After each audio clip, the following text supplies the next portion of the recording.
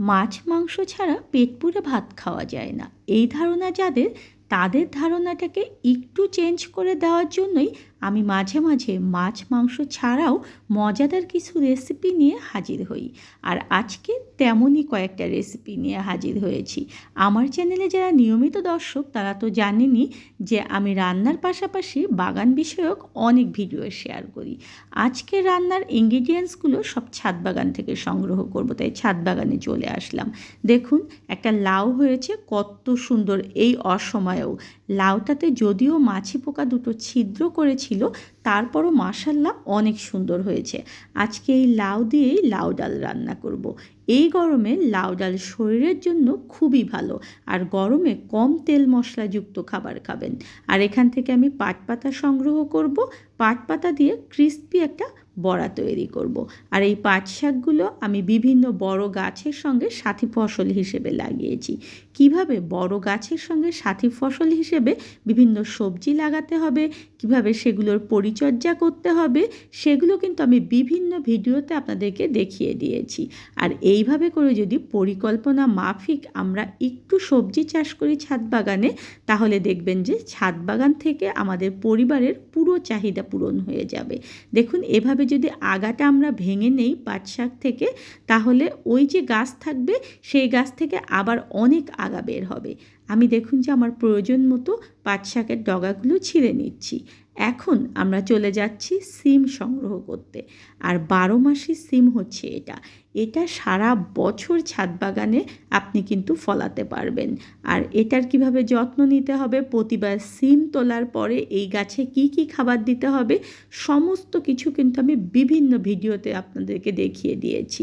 আমি সবসময় ন্যাচারালভাবে সবজি উৎপাদন করার চেষ্টা করি ছাদ বাগানে। এর জন্য আমি সবজির ছাল পচানো পানি, খৈল পচানো পানি, আমি এখানে চাল ধোয়া পানি, মাছ ধোয়া পানি এগুলো ব্যবহার করি। আর কীটনাশক ব্যবহার করার চেষ্টা আমি সব সময় কম করি, কারণ কীটনাশক দিলে বাজারের মতোই হয়ে যাবে খাবারটা। তাই সব সময় ন্যাচারালভাবে সবজি উৎপাদন করি। সিম তুলে নিচ্ছি, এটা আলু দিয়ে ভাজি করব। দেখুন, আমি লাউটাকে কেটে ডাল, পেঁয়াজ, মরিচ, হলুদ, লবণ এবং তেল দিয়ে মেখে উঠিয়ে দিয়েছি। আর একটু পরেই দেখুন যে লাউটা কত সুন্দর সিদ্ধ হয়ে গিয়েছে। এখন এটাতে বাগার দেওয়ার পালা। আমি তেলের মধ্যে রসুন কুচি, পেঁয়াজ কুচি আর শুকনো মরিচ দিয়ে সুন্দর লাল করে ভেজে নিয়ে সেখানে দেখুন যে পাঁচফোড়ন ফেলে দিলাম। আর এত সুন্দর সুঘ্রাণ বেরিয়েছে।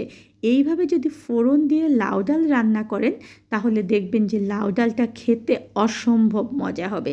আর পুরো ঘরটা সুঘ্রাণে মৌ মৌ করে উঠবে। কিছুটা ধনিয়া পাতার কুচি ছড়িয়ে দিচ্ছি। আর ধনিয়া পাতাগুলো আমি সারা বছরের জন্য সংরক্ষণ করে রাখি। কিভাবে রাখতে হবে সেটাও কিন্তু আমি শেয়ার করেছি। অবশ্যই চ্যানেল এবং পেজটা ঘুরে আসবেন। দেখুন যে ফ্রাইং প্যানে তেল উঠিয়ে দিয়েছি, আর আমি একটা ব্যাটার তৈরি করেছিলাম। সেই ব্যাটারের মধ্যে পাট পাতাগুলোকে ভালো মতো ডুবিয়ে আমি হালকা আঁচে পাট পাতার বড়াগুলো ভেজে নেব।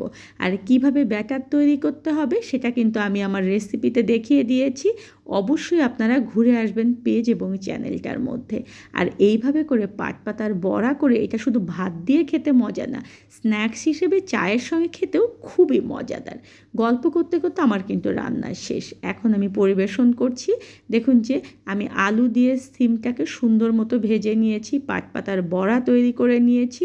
আমি ছোটো মাছ আলু দিয়ে চচ্চড়ি করেছি। এই ছোটো মাছটা আমাদের পুকুরের মাছ। আর এখানে দেখুন যে লাউ ডাল দিয়ে দিচ্ছি। খুবই মজাদার কয়েকটা রেসিপি। আর এরকম অসম্ভব সুন্দর সুন্দর নতুন নতুন রেসিপি আমার চ্যানেল এবং পেজে আমি শেয়ার করি। তাই যাদের ভালো লাগবে তারা আমার চ্যানেলটা সাবস্ক্রাইব করবেন। আর যারা আমার পেজের নিয়মিত দর্শক তাদেরকে অসংখ্য ধন্যবাদ। নতুন যারা, তারা প্লিজ পেজে একটা লাইক এবং ফলো দেবেন।